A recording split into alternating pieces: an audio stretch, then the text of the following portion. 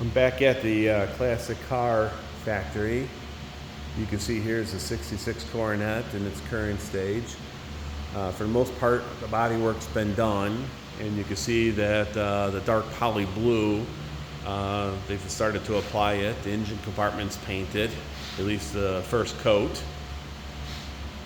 So it's been changed basically from the old paint that was incorrect to the original factory color here, which is the dark poly blue.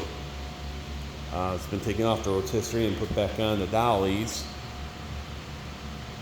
And as you can see here, it's all taped and masked and ready for the final paint.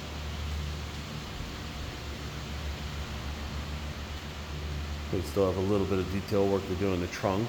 That's also going to get painted. If you look underneath the car, it's all factory colored now.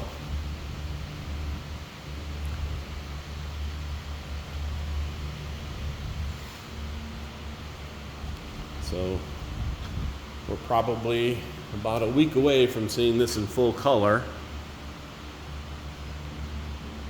And then we'll be putting the trim back on.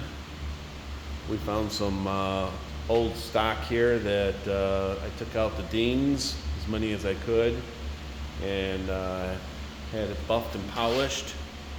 So hopefully it'll look close to new.